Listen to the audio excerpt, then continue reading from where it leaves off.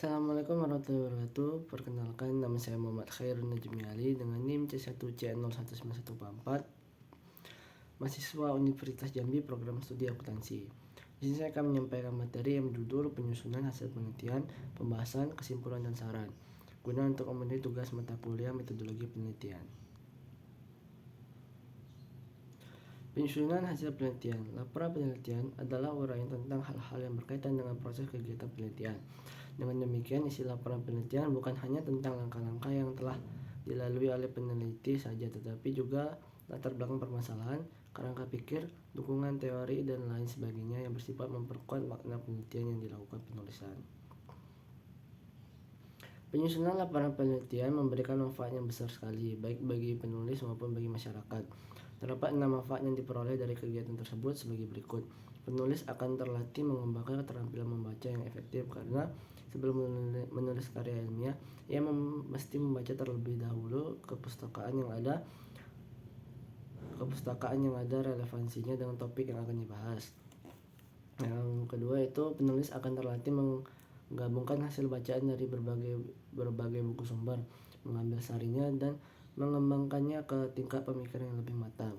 Ketiga, penulis akan berkenalan dengan kegiatan ke perpustakaan seperti mencatat bahan bacaan dalam katalog pengarang atau katalog judul buku. Yang keempat, penulis akan dapat meningkatkan keterampilan dalam mengorganisasikan dan menyajikan fakta secara jelas dan sistematis. Penulis akan memperoleh kepuasan intelektual. Yang terakhir, penulis turut memperluas cakrawala ilmu pengetahuan masyarakat. Sistematika laporan penelitian. Inti dari laporan penelitian ada 3 bagian, yaitu bagian pembukaan, bagian isi, dan bagian penutup. Secara lengkap, sistematika laporan penelitian adalah sebagai berikut. Yang pertama itu sampul luar, lembar pernyataan, lembar persetujuan dan pengesahan, abstrak, kata pengantar, daftar isi, daftar tabel, daftar gambar, daftar lampiran. Selanjutnya ada bab yang 10 ada bab 1 pendahuluan, terdiri dari latar belakang masalah, rumusan masalah, tujuan penelitian, manfaat penelitian, dan definisi operasional. Yang 11 ada bab 2 yaitu landasan teori.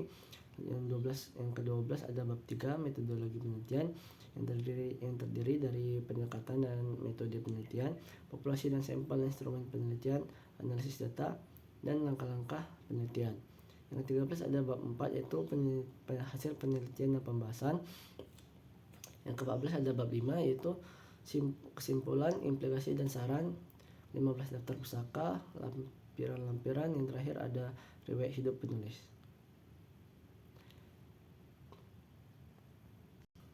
Selanjutnya ada pembahasan dalam penelitian kuantitatif. Esensi dari pembahasan adalah menjelaskan mengapa hasil penelitian yang dilakukan seperti itu. Penjelasan harus dibuat bukan hanya jika hasil penelitian tidak sesuai dengan hipotesis, bahkan jika sesuai pun harus dibuat penjelasannya. Upaya pembahasan dapat dilakukan dengan pembahasan teori maupun pembahasan metodologi. Tujuan pembahasan hasil penelitian. Pembahasan untuk menyimpulkan itu tujuan pembahasan hasil penelitian yang pertama itu pembahasan untuk menyimpulkan atau meringkas, pembahasan untuk menginterpretasi, mengaitkan kesesuaian tujuan penelitian dengan prediksi teori, mengaitkan kesesuaian hasil riset dengan hasil riset sebelumnya. Hasil penelitian dinilai akurat dan sangat krusial. Pembahasan untuk merekomendasikan atau menerapkan. Yang ketujuh adalah menjelaskan implikasi-implikasi lain dari hasil penelitian, termasuk keterbatasan temuan-temuan penelitian. Yang terakhir ada pembahasan untuk menyarankan. Kesimpulan dan saran. Kesimpulan penelitian adalah pernyataan tingkat tentang hasil analisis deskripsi dan pembahasan tentang hasil pengetesan hipotesis yang telah dilakukan di bab sebelumnya. Pada umumnya kesimpulan dari atas dua yaitu kesimpulan utama dan kesimpulan tambahan. Tujuan kesimpulan adalah untuk memberikan kesempatan dan informasi kepada para pembaca guna mengetahui secara cepat tentang apa hasil akhir yang diperoleh dari penelitian yang dilakukan. Selanjutnya ada fungsi kesimpulan.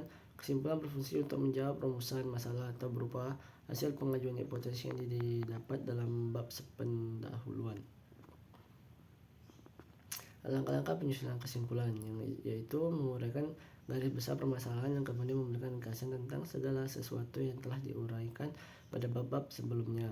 menghubungkan setiap kelompok data dengan permasalahan untuk sampai pada kesimpulan tertentu, menjelaskan mengenai arti dan akibat tertentu dari kesimpulan-kesimpulan itu secara teoretik maupun praktis.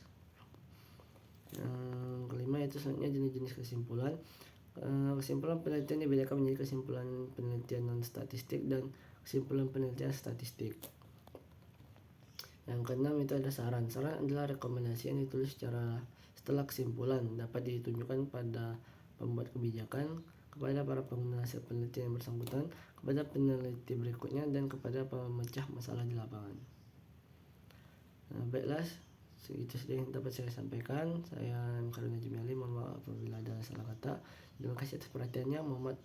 Assalamualaikum warahmatullahi wabarakatuh.